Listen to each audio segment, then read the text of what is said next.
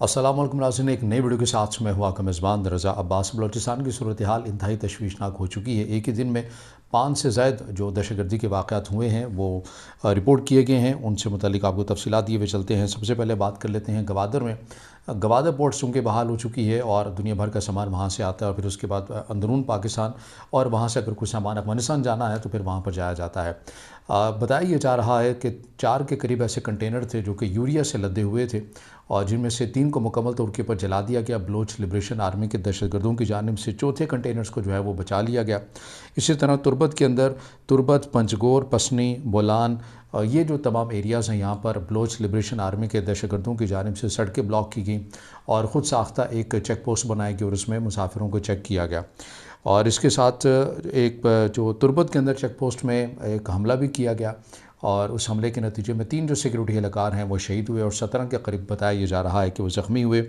और फिर एक और कोयटा में अफसोसनाक वाक़या पेश इस तरह से आता है कि पुलिस वैन के ऊपर अटैक किया जाता है और यहाँ भी जो नंबर्स हैं शहादतों की वो भी 3 से 4 के करीब बताया जा रहा है और 17 ही के करीब ज़ख्मी भी बताया जा रहा है। इसमें कुछ आम जो सिविलियन जो लोग हैं उनके हवाले से भी बताया जा रहा है कि वो भी ज़ख्मी हुए हैं। फिर उसके बाद मस्तूंग में एक वाक़या पेश आता है जहाँ पर लेविस फोर्स है, पुलिस है, उनकी वैन को जलाया जाता है और लेविस के लोगों को निकाल दिया जाता है और गाड़ी को जला दिया जाता है। ये भी बड़ा दिलचस्प वाक़या है कि आखिर लेविस के लोगों को हिट क्यों नहीं किया गया और उनकी गाड़ी को नज़र आतिश क्यों नहीं किया गया, ये मैं बताऊँगा। लेकिन उससे पहले एक और जो अफसोसनाक वाक़या ये पेश आया कि कोस्टल हाईवे को इन दहशतगर्दों की जानिब से ब्लॉक किया गया और यहाँ पर चूँकि ये एक ऐसी हाईवे है यहाँ पर ईरान से जो लोग आते हैं पाकिस्तान में, चाहे वो ज़ायरीन हैं, चाहे वो वहाँ पर काम करते हैं, तो इसी हाईवे के ज़रिए या तो वो कराची जाते हैं या फिर आगे पाकिस्तान के दीगर शहरों में जाते हैं। तो उस हाईवे को इन्होंने ब्लॉक किया और वहाँ पर मुसाफिरों की चेकिंग की गई, ID कार्ड देखे गए और ये देखा गया कि 6 के करीब ऐसे मुसाफिर थे जो कि जिनका ताल्लुक़ बलूचिस्तान से नहीं था, या तो कराची से था या ज़्यादातर का पंजाब से था। उन्हें सरेआम गोलियाँ मारी गईं और उनकी लाशें काफ़ी देर तक सड़क के ऊपर पड़ी रहीं। तकरीबन 4 के करीब ये बताया जा रहा है कि बल्कि 5 के करीब बताया जा रहा है कि शहादतें हुई हैं। जो छठा जो शख्स था, जो मज़दूर था, ये मज़दूर थे और नहत्ते लोग थे और जो छठा है वो ज़ख्मी हुआ है, उसे रेस्क्यू कर लिया गया है। और इसमें अभी फ़िलहाल इतनी तस्दीक नहीं है, लेकिन ये भी बातें की जा रही हैं कि 3 लोगों को अगवा किया गया है। उससे मुतालिक जो बलोच लिबरेशन आर्मी का प्रोपेगेंडा मीडिया सेल है वो ये दावा कर रहा है कि ये सिक्योरिटी एहलकार थे, लेकिन अभी तक रियासत पाकिस्तान की जानिब से इस हवाले से कोई मौक़िफ़ सामने नहीं आया। तो इसलिए हम रियासती सतह का जो स्टेटमेंट है वो हम आपके सामने नहीं रख सकते, ना ही बलोच लिबरेशन आर्मी की जो स्टेटमेंट है उससे तस्दीक की जो स्टेटमेंट है या मुस्तरद जो स्टेटमेंट हम उसे कह सकते हैं। तो ये जो जिन मज़दूरों को मारा गया इनसे मुतल्लिक़ ये तफसीलात आ रही हैं कि ये ईरान में मज़दूरी किया करते थे और चूँकि ईद करीब है और ईद मनाने अपनों के पास आ रहे थे और इन्हें इन दहशतगर्दों की जानिब से सफ़ाक़त का निशाना बनाया गया, इन्हें कत्ल कर दिया गया। ये मामलात हुए हैं और इसके अंदर जो मस्तूंग का वाक़या है वो ख़ुसूसी तौर के पर आपके सामने हमने रखना है कि मस्तूंग में जो लेविस फोर्स है उनकी वैन को नज़र आतिश किया गया और लेविस के एहलकारों को जाने दिया गया। अब ये मामला क्या है, तो ये इससे पहले हमने एक वीडियो बनाई थी जिसके अंदर हमने बताया था कि बलूचिस्तान का जो सिस्टम है वो क्या है। जब हम बलूचिस्तान के सिस्टम को समझ लेते हैं तो हमें जो दहशतगर्दी के वाक़यात हैं या वहाँ का जो पूरा मंजरनामा है वो बड़ी आसानी के साथ समझ में आ जाता है। तो लेविस फोर्स, आपको ये मालूम होना चाहिए कि वहाँ पर लेविस फोर्स जो है वो सरदारों के अंडर है। वफाक सरदारों को पैसा देता है और हर सरदार ने अपनी एक फ़ोर्स बना रखी हुई है जिसे आप लेविस फोर्स कहते हैं। और लेविस फोर्स का ही काम है कि पूरे बलूचिस्तान में जो अमन अमान की फ़ज़ा है उसे बरकरार रखना है। यानी आप पैटर्न आप समझ गए होंगे कि वफाक सरदारों को पैसा देता है, सरदार आगे लेविस फोर्स की उनका खाना पीना, रहन सहन और उनकी जो तनख्वाहें हैं वो सरदार देते हैं। और ये सारे के सारे जो मकामी तौर के ऊपर बलोच हैं, लेविस फोर्स उन बलोचों के ऊपर, उन मकामी लोगों के ऊपर मुश्तमिल है। तो ये भी बातें आ रही हैं सामने कि बलोच लिबरेशन आर्मी के दहशतगर्द जब पहाड़ों से नीचे आबादियों की तरफ आते हैं तो इन्हें मालूम हो जाता है लेविस फोर्स के एहलकारों को, तो ये अपनी जो जगह हैं ये छोड़ कर चले जाते हैं और बलोच लिबरेशन जो आर्मी के जो दहशतगर्द हैं वो फिर आ जाते हैं और अपनी दहशतगर्दाना जो कार्रवाइयाँ हैं वो करते हैं। और यही वजह है कि बलोच लिबरेशन आर्मी के जो दहशतगर्द हैं वो इन लेविस फोर्स को निशाना नहीं बनाते, क्योंकि ये लेविस फोर्स जो है वो ख़ुद बलूचिस्तान की मकामी लोगों के ऊपर ही मुश्तमिल है और ये वडेरों की फोर्स है। हालांकि इनका काम पूरे बलूचिस्तान को अमन अमान के ही बरकरार रखना यकीनी होता है। और ये जो आप वाक़यात देखते हैं कि जगह जगह सड़कों को ब्लॉक कर दिया जाता है, ख़ुद साख्ता चेक पोस्टें लगा दी जाती हैं, आर्मी जब तक आती है फिर ये गायब हो जाते हैं। हालांकि इन तमाम अहम शाहराओं की जो सिक्योरिटी है वो लेविस फोर्स की ज़िम्मेदारी है। لیکن لیویس فورس اپنی جگہ چھوڑ کے چلی جاتی ہے. تو یہ ایک بڑا ایک معاملہ ہے، مسئلہ ہے، جہاں پر پوری ریاست پاکستان کو اس کو ایڈریس کرنے کی ضرورت ہے. اور ظاہر ہے بلوچستان ایک مکمل طور کے اوپر ایک توجہ مانگ رہا ہے. ہم نے یہ دیکھا ہے کہ ماہرنگ بلوچ صاحبہ جب سے گرفتار ہوئی ہیں تب سے بلوچ لبریشن آرمی کے جو دہشت گرد جو تنظیم ہے، ان کی جانب سے جو دہشت گردانہ واقعات ہیں ان کے اندر شدت آتی ہوئی جا رہی ہے. چونکہ میں تو کم از کم اس معاملے کے اوپر بالکل کنفرم ہوں کہ بلوچ لبریشن آرمی ہو اور بلوچ یکجہتی کمیٹی ہو، یہ ایک ہی سکے کے دو رخ ہیں. اور بلوچ لبریشن آرمی جو دہشت گرد تنظیم ہے، جسے امریکہ نے بھی دہشت گرد تنظیم کے اندر ڈکلیئر کر رکھا ہے اور پاکستان نے بھی ڈکلیئر کر رکھا ہے، جب بلوچ لبریشن آرمی مشکل میں پڑتی ہے تو بلوچ یکجہتی کمیٹی جو انہوں نے اپنا ایک سیاسی چہرہ بنایا وہ لوگوں کی ہمدردیاں سمیٹنے ماہرنگ بلوچ صاحبہ فرنٹ کے اوپر آ جاتی ہیں. اب چونکہ ماہرنگ بلوچ صاحبہ گرفتار ہے، انہیں قانون کے مطابق گرفتار کیا گیا ہے، تو ان کی رہائی کے لیے بلوچ لبریشن آرمی نے ریاست پاکستان کے اوپر اور عام معصوم اور نہتے مزدوروں کے اوپر اپنے قاتلانہ اور اپنے جو سفاکانہ حملے ہیں انہیں تیز تر کر دیا ہے. اب اس کا حل کیا ہو سکتا ہے؟ سردار اختر مینگل صاحب تو آپ کو احتجاج کرتے ہوئے نظر آتے ہیں. حالانکہ جو لیویس فورس کی میں ڈیفینیشن آپ کو بتا چکا ہوں کہ سرداروں کے انڈر ہیں.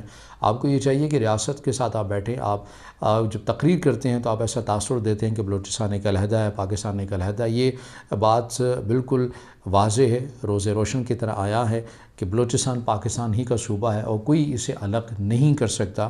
اور کم از کم اس طرح کے پروپیگنڈے یہ جو آپ دیکھ رہے ہیں کہ پیٹرن بلوچ لبریشن آرمی کے دہشت گردانہ جو واقعات کیے جا رہے ہیں، یہ پنجابیوں کو اس لیے مارے ہیں کہ پنجاب کے اندر بھی ایک فضا بنے، کہ یہاں پر بڑی تعداد کے اندر جو بلوچ اسٹوڈنٹس یونیورسٹیز میں پڑھ رہے ہیں تو جو پنجابی ہیں وہ بھی دیش میں ہیں اور تمام بلوچوں کو نکالنا شروع کریں تاکہ ہم اس طرح قومیت کی بنیاد کے اوپر اس بھڑکاوے کو مزید تیز کریں. لیکن چونکہ پنجاب بڑی وسعت قلبی ہے، اس کے اندر پنجاب بڑے بڑے حادثات کو پی جاتا ہے اور پنجاب نہیں چاہتا کہ پاکستان جو ہے وہ دو لخت ہو.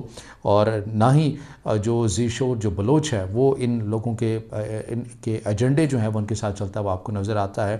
وہ بھی کیونکہ یہ بلوچوں کو بھی تو مارتے ہیں، جنہیں یہ مخبر کے نام کے پر مار دیتے ہیں، جنہیں اس نام کے پر مار دیتے ہیں کہ یہ افواج پاکستان کے ساتھ تعاون کرتا ہے، تو وہ بلوچ ہی ہوتے ہیں جنہیں بھی مارتے ہیں. تو ہر ذی شعور جو بلوچ ہے وہ بھی ان تمام لوگوں کے ایجنڈوں کو جانتا ہے، بالخصوص بلوچ لبریشن آرمی اور ماہرنگ بلوچ صاحبہ کے جو ایجنڈاز ہیں ان کے حوالے سے جو ذی شعور بلوچ ہے وہ بخوبی آگاہ ہے. لیکن بات وہی ہے کہ بلوچستان کو توجہ کی ضرورت ہے. وزیر داخلہ محسن نقوی صاحب کہتے ہیں کہ ایک ایس ایچ او کی مار ہیں، یہ ایک ایس ایچ او کی مار تو بہرحال نہیں ہے، لیکن یہ ہے کہ ہمیں ایڈریس کرنے کی ضرورت ہے، مکمل طور کے پر ریاست کو متحرک ہونے کی ضرورت ہے اور چن چن کے جس طرح ایک سینیٹائزیشن آپریشن کیا جاتا ہے ویسا کرنے کی ضرورت ہے اور ان کی کمر توڑنے کی ضرورت ہے. اور جو انہیں جو فنڈنگ ہو رہی ہے جن جن ممالک سے ان کے ساتھ بھی ایڈریس کرنے کی ضرورت ہے کہ کیسے ہم اس کو ہینڈل کر سکتے ہیں.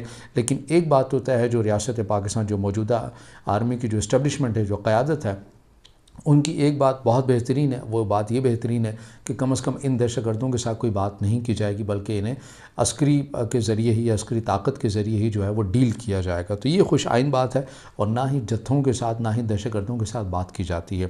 بات جن سے ہوگی، اگر کوئی ذمہ دار شخصیت ہیں، سردار ہیں، وہ آئیں اور اپنا کلیدی کردار ادا کریں اور اس کے ساتھ ریاست پاکستان کے ساتھ معاملات کو حل کریں. اور لیویس فورس جو اس کام کے لیے بنائی گئی تھی انہیں متحرک کرنا سرداروں کا کام ہے.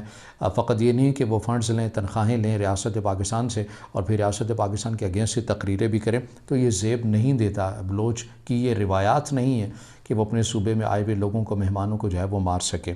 تو یہ اب تک کی صورتحال ہے. اور اگر لیویس فورس نے اپنا کام نہیں کیا تو پھر اگر لیویس فورس بنانے کے لیے بھی دیگر صوبوں سے اگر لوگ یہاں پر لائے گئے تو پھر یہ سردار کہیں گے کہ ہمارے جو بلوچ ہیں انہیں روزگار نہیں دیا جاتا. ابھی تو دیا ہوا ہے روزگار، لیکن آپ ہی کے جو اپنے لوگ ہیں وہ اس طرح کی کاروائیاں نہیں کر رہے، نہ ہی صوبے کے اندر جو ریاست رٹ ہے اسے منوانے کے لیے مکمل طور پر ریاست پاکستان کا ساتھ دیتے نظر آ رہے ہیں. تو یہ اب تک کی معلومات تھی جو ہم نے آپ تک پہنچائی ہیں. تشویشناک صورتحال ہے. بلوچستان کو توجہ کی ضرورت ہے. بلوچستان میں جو منفی پروپیگنڈا کیا جا رہا ہے اس کی نفی کرنے کی ضرورت ہے، اس نیریٹو کو، پازیٹیو نیریٹو کو بلڈ اپ کرنے کی ضرورت ہے. اور ریاست پاکستان کی پوری توجہ کا مستحق ہے بلوچستان. اور اس حوالے سے امید یہی ظاہر کی جاتی ہے کہ ریاست پاکستان ترجیحی بنیادوں کے پر تمام معاملات کو ایڈریس کرتا ہوا بھی نظر آئے گا. محرومیاں ہیں، اس سے انکار نہیں ہے. بلوچستان کے عام جو لوگ ہیں محرومیوں کے شکار ہیں. ان کی دہلیز کے اوپر انہیں تعلیم بھی ملنی چاہیے، صحت کا نظام ان کی دہلیز پر ہونا چاہیے. لیکن اب یہ ممکن نہیں ہے کہ آپ کو اگر صحت اور بنیادی ان چیزوں کی رسائی نہیں ہے تو آپ بندوق اٹھا لیں. پنجاب میں کتنے ہی ایسے ایریاز ہیں جہاں پر ابھی بھی بنیادی چیزیں مہیا نہیں ہیں. آپ ادھر اسلام آباد میں بیٹھے ہوئے آپ لوگوں سے پوچھیں کہ یہاں پر پنڈی اسلام آباد جڑواں شہر اور اتنی بڑی آبادی ہے، یہاں پہ جو سرکاری ہاسپٹل ہیں اسلام آباد کے اندر آپ کو 1 سے 2 ملیں گے، اتنی بڑی جمعیت ہے، تو کیا آپ یہاں کے لوگ ہتھیار اٹھا لیں کہ ہمیں ہاسپٹل زیادہ نہیں مل رہے؟ اور ماہرنگ بلوچ صاحبہ کہتی ہیں کہ جب وہ تعلیم حاصل کر رہی تھی تو ان کے پاس سموسے کھانے کے لیے پیسے نہیں تھے، تو کیا اس بات کے اوپر بندوق اٹھا لینی ہے، اس بات کے اوپر ملک علیحدہ کرنے کی بات کرنی ہے کہ آپ کے پاس سموسے کھانے کے پیسے نہیں تھے، وہ ریاست نے دینے تھے؟ اس طرح کی تو کہانیاں بھری پڑی ہیں جو پنجابی ہیں، پختون ہیں، سندھی ہیں، ان میں سے بھی کئی ایسے اسٹوڈنٹس ہوں گے جو پڑھے ہوں گے لیکن ان کے پاس کچھ کھانے پینے کے لیے پیسے نہیں ہوں گے، تو اپنی فیسز ہی بڑی مشکل سے ادا کر رہے ہوں گے۔ لیکن کیا اس بات کے اوپر ہتھیار اٹھائے جا سکتے ہیں؟ کیا اس بات کے اوپر ملک کو تقسیم کرنے کی بات کی جا سکتی ہے؟ یہ ہر کوئی جو ذی شعور انسان ہے، بالخصوص بلوچ ہے، وہ اس رٹی رٹائی کہانی کو ماننے کے لیے تیار نہیں ہے۔ تو اگر آپ یہ سمجھتے ہیں کہ ویڈیو آپ کے لیے مفید ہے تو اسے ضرور اپنے دوستوں کے ساتھ شیئر کیجیے گا، چینل کو لائک کیجیے، سبسکرائب کیجیے اور کمنٹس میں اپنی رائے ضرور دیجیے گا۔